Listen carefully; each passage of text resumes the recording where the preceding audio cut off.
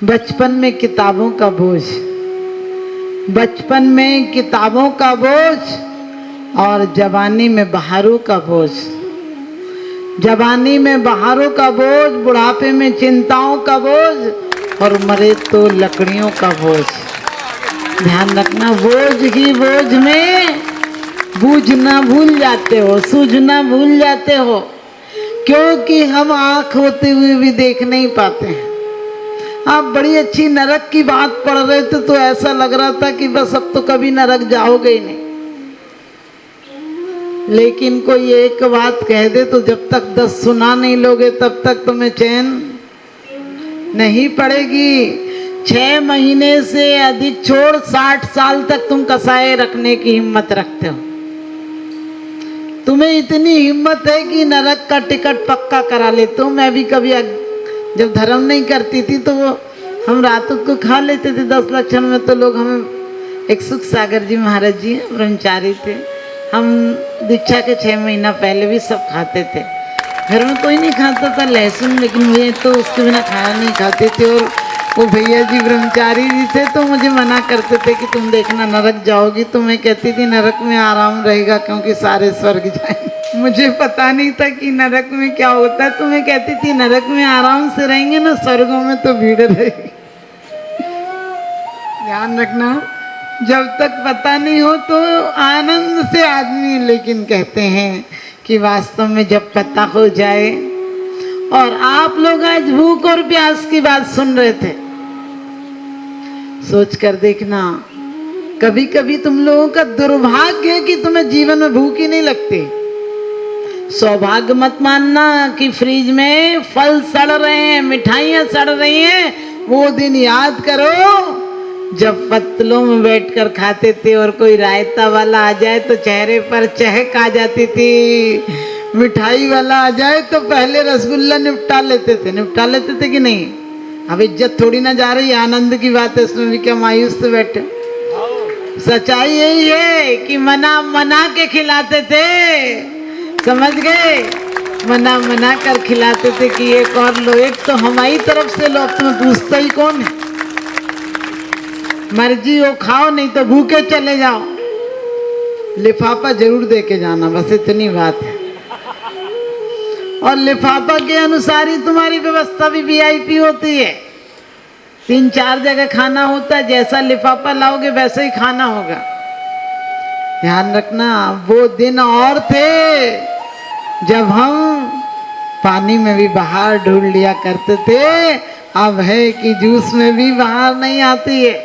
आप समझ गए? ये बहुत बदनसीबी है। हम 3 चीजें खो दी हमने जीवन में से।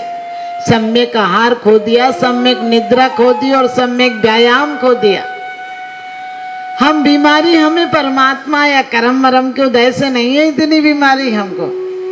हमने अपना व्यायाम खो दिया। व्यायाम का मतलब जो पागलों की तरह हाथ पैर हिलाते हो। हमने कही महिलाएं ऐसे करती, हमने कही इतने में चटनी पीस लेती तो घर में खाने को ढंग का नहीं मिल जाता। फालतू चक्की चला रही, यदि इतनी ऐसी करना है, चक्की चलाना, तो घर में थोड़ा सा आटा बेसन पीस लो तो बड़े घर में स्वादिष्ट चीज मिल जाएगी। लोग साइकिल चलाते हैं एक्सरसाइज में, हमने कही वो जाती भी कहीं पागल वहीं का वहीं खड़ा रहता है। अरे जिससे अच्छा तो बुद्धि का परिचय दे, चल ले। आपको पता है पहले जब कोई खाली चलता था, कोई काम उद्देश्य से नहीं जाते, लोग कहते बाबला है, ऐसे फिरता सड़कों में। अब तुम बता ना मॉर्निंग वॉक में क्या काम होता है तुम्हें? तुम वैसे ही रास्ता नापते फिरते हो इधर से उधर पागलों की तरह। कोई उद्देश्य होता है? धर्मात्मा उद्देश्य से चलता है, जाता है तो उसके कदम जहां जाते हैं वहां तीर्थ हो जाता है। जीवन में चिंता मत करना है। यदि घरों में तो घरों वाले थोड़ी ना सारे नरक चले जाएंगे, क्योंकि कहते हैं गेशी पे ग्रह में नरचे जो जलते भिन्न कमल है, नगरी नारी को प्यार यथा का दे में है अमल है। धर्म के 2 पहिए बताए हैं। 2 पहिए की गाड़ी है, एक श्रावक और एक साधु। अनगार और सागर, तुम्हारा सौभाग्य है कि तुम गृहस्थ आश्रम में हो। जब बारात में जाता है वर तो लड़के वाले कहते हैं अकड़ जा, सीधा अकड़ जा। हमने कहा अकड़ नहीं जा, ससुर के पैर पकड़ जा।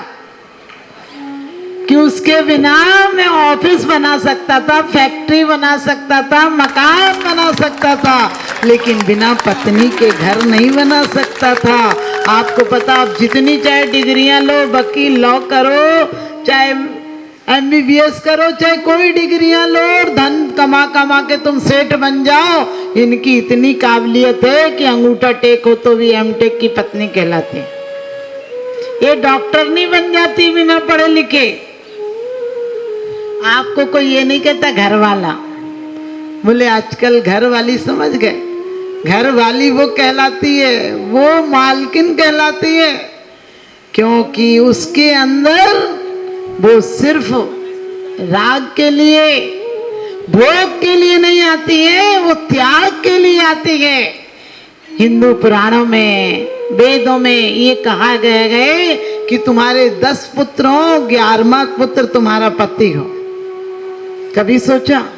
हिंदू पुराण कहते हैं कि जब तक तुम्हारा पुत्र नहीं है तब तक तुम्हें संसार में कहते मुक्ति नहीं मिलेगी। लेकिन कौन कहता है पुत्र हो? तो मैं कहती हूँ जो काम बेटा नहीं कर पाते वो बेटियां कर देती हैं। बेटा से बेटी भली, लेकिन तुम लोग तो बेटियां होकर भी, नारी होकर भी बिल्कुल ऐसी मायूस रहती हो। बेटा से बेटी भली जो कुलवंती होए, नाम कमाबे माई बाप को देश बढ़ाए हो। आपको पता है सीता कांटों के पथ पर सीता आगे आगे चलती थी, राम को न चुभ जाए कांटे पैरों तले में सलती थी। राम सदा निर्दोष बताए, सारी विपदा खुद झेली, और यदि पैरों में कांटे चुभे हो, खून से रंगे हो तो मेहंदी रंगी समझती थी। और कहते वर्तमान की सीता देखो पल में करे फजीता है, तुमसे ब्याही करम फूट गए, रो रो जीवन बीता है।